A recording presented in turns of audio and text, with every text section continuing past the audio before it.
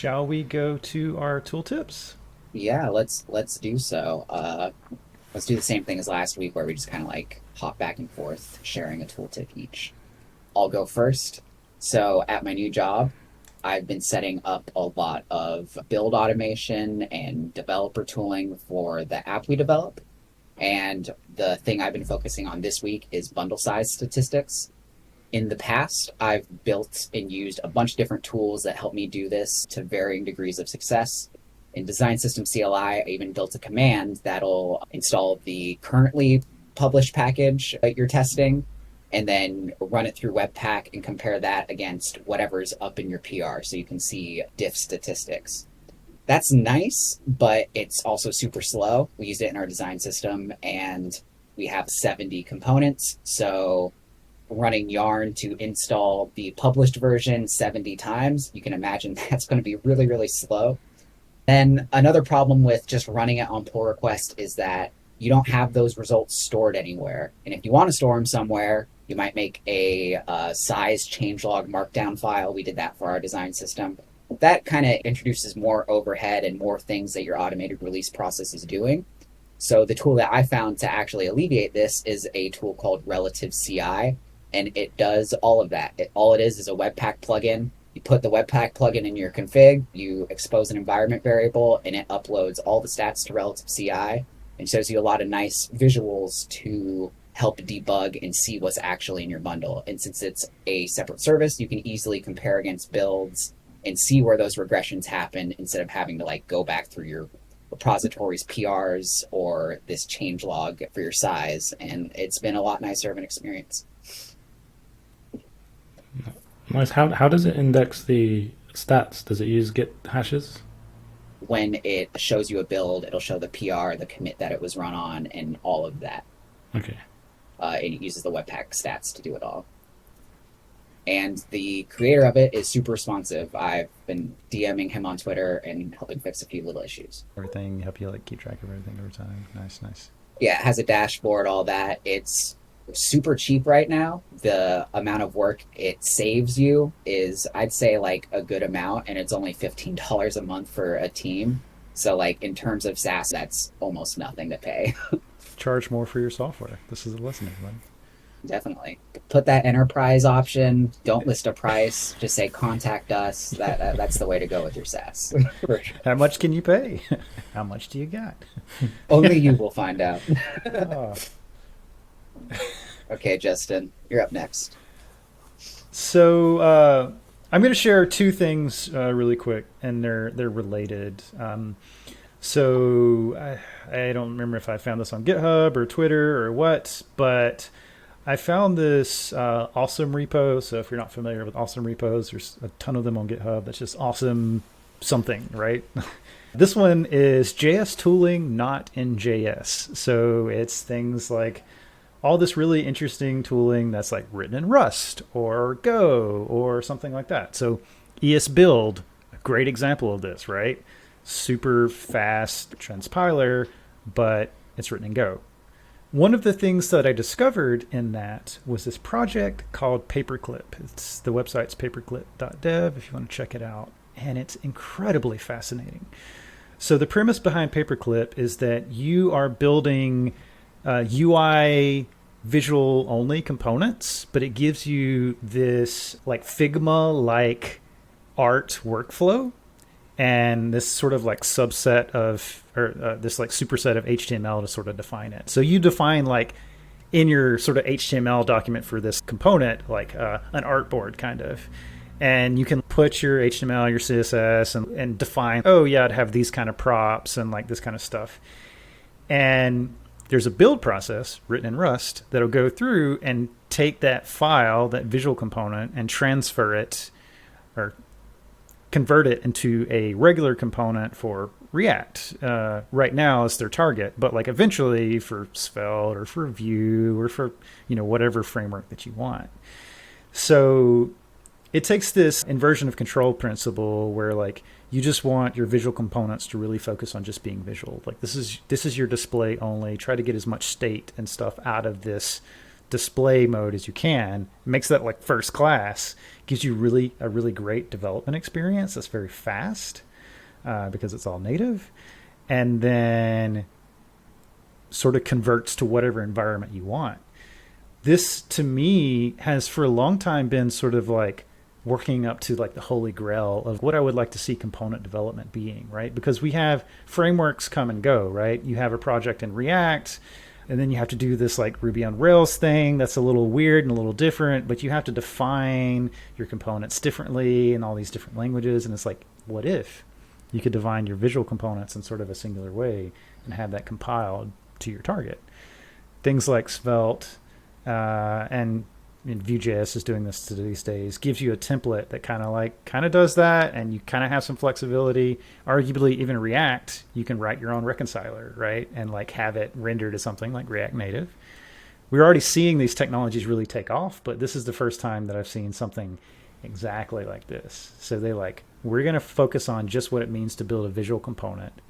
We're going to let you compile it to what you want. We'll give you a really great development experience, a really great editing experience. I'm super excited about it. It looks really cool. Still in the early days, but yeah, that's my tooltip. David, what about you?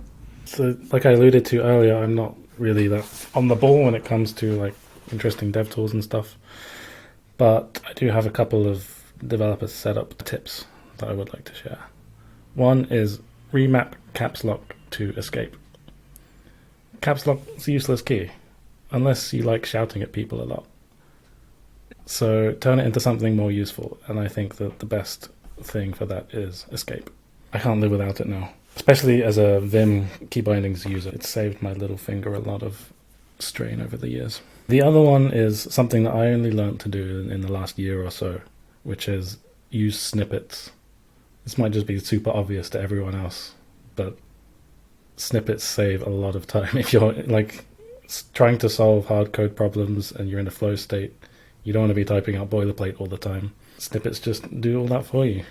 You just type 3 characters, hit enter, and your function declaration is there.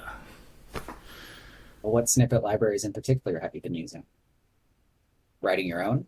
I've just been using, built-in, I've been customizing my VS Code snippet configuration file. So just adding my own. Yeah, I could probably lean into snippets more. Same thing with Emmet. It's there in VS Code, and it's always auto-completing the wrong things for me. I should probably try to learn to use it the right way. My second tooltip is in the same vein as Justin's. It's the awesome Webpack perf repo, another awesome repo. If you don't know who started those, I think it was actually Cinder Storehouse, the package king himself. But the one I'm mentioning, awesome Webpack perf, is every tool that you could possibly want to use to debug your Webpack problems and see where your bundles are splitting and all of that. I usually go to my 2 main ones, which are Webpack Bundle Analyzer, which has a really nice UI for seeing how your bundle splits up. And then another more classic one that I've used a lot in the pack is Webpack Analyze with, instead of a Z, it has an S. And I think that's like 5 years old at this point, super old, but it allows you to like comb through all the modules and the assets and how they depend on each other. And it says Harmony import specifier a lot, so you can know how they actually got into your bundle. But the one tool that I think is kind of in a class of its own, even on the README, there's no competitors to it, is the Speed Measure Webpack plugin. And this is an awesome plugin if you're trying to speed up your Webpack builds, particularly for dev mode. It's just an easy plugin, no config. You put it in your file, and it will show you which loaders and which plugins took the most amount of time while Webpack was running, so you can optimize them away. Say, if you're using Cursor in development mode, it might be adding 30 seconds to your startup time, and this plugin will show you outright that, hey, 30 seconds of your time is spent waiting for Cursor, and then you can use that information and turn Cursor off in your development build. So that's a great plugin if you haven't ever heard of it. I've got one more for today. One of the projects that I'm going to be working on at Recurse Center is building my own keyboard from scratch. And I'm making a lot of really interesting decisions in this process. I'm using a Raspberry Pi to control my keyboard software, a Raspberry Pi Zero in particular. And I have a lot of interesting reasons that I won't get into now on why I'm making that decision. But I'm using this project called Nerves to power the software. And Nerves is this embedded framework for Elixir for like building IoT devices. Has a lot of really interesting ramifications. I definitely like recommend you check it out. I'm about to unpack a whole lot of stuff in a really short time, so I'm really sorry. If you have not really heard of Elixir or Phoenix or anything in that ecosystem, Elixir is this functional programming language that's built on Erlang, which is a language that's just existed for a long time. Erlang handles like async operations really well. It has a really good story around that. And because it handles async operations so well, the Elixir community has designed this thing called Phoenix Live View. So Phoenix is their web framework, sort of like Ruby on Rails, like Rails is to Ruby, Phoenix is to Elixir. So there's this thing called Live View, which is like, think React, but all your server or all your state is on the server instead of on the client. So your React component state, imagine that just all living on the server in this little tiny thread that like processes, right? So that's what Live View gives you. And there's this project that they released recently called Live Book. Live Book is like an observable notebook or like a Jupyter notebook, if you've heard that, where you can like write this Elixir code in this page and run it, and it all runs on the server and automatically updates in the notebook. All right, so I'm about to complete my tapestry here. So I ran across this. Yeah, how does this get back to keyboards? Well, I ran across this project called Nerves Livebook.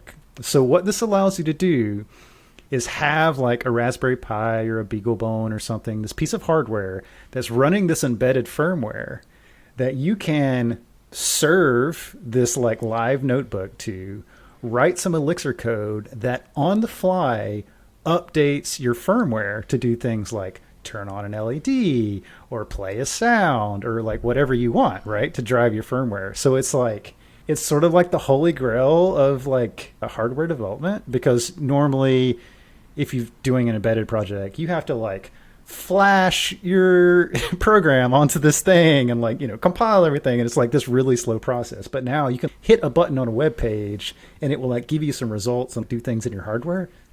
Blows my mind, and I'm incredibly excited to play around with it more. Thanks for bearing with me for that long tell. I'm done now. And so you want to use this Nerves Live Book thing to update the firmware on your Raspberry Pi for your custom keyboard, Yeah. So right? I'm designing a split keyboard, and one of the things that I do is like on the offhand, I'm going to have like a little microcontroller that's like controlling, like saying, hey, this button was pressed. And there's this like communication protocol in the embedded world called I2C. It's just like how microcontrollers can communicate to each other. So I need to write that code and test it over I2C. So what I'm going to do is write all of that in this live book, like write my sort of interface to that code in this live book. So I'm going to be able to like dynamically on the fly test that this thing does what I expect it to do. That's going to be amazing. Like, I'm super excited. David, did you have anything else you wanted to mention? I had one other kind of dev setup tip, which is use save after delay. So it's usually an option in your editor that saves the file after you've finished writing, usually like 1 second or so after. I've paired a lot with people who don't have this setting, and it wastes a lot of their time. Like debugging a thing in like maybe you're working on a website and you're looking at the web page and you're like, why isn't this working? And then you go back to the editor, it's like, oh, I forgot to save that file. I've seen that a lot. So I think turn on save after delay and save yourself trouble. That's a good one. I don't have that one turned on. I think it also prevents RSI issues with hitting Command S all the time. I turned off auto formatting in my editor, like format on save, and I am constantly typing Command Shift P, typing faux, and then hitting enter to format my code. Hopefully I don't get RSI from that. My last dev tooltip, and I think the last dev tooltip of the day, is a website I found while browsing Twitter. It's from one of the design systems engineers who works at Vercel. They have a site called UIW.tf, so UI what the fuck, and it's a experimental laboratory of user interface patterns and interactions. And basically, it looks like all of the cool bleeding edge UI stuff that Vercel's doing as like blog posts and just experiments on a website. It doesn't have much right now. It's still definitely in the starting stages, but it's a cool place to go to just view interesting UI patterns. One UI pattern that is the first featured is the Command K command palette menu. It's so cool that command palettes are kind of transferring from developer tools into just everything now. Like, I hope one day Command K is a thing you can do in just any app and you have everything at your fingertips. It's such a nice little feature. Hard agree.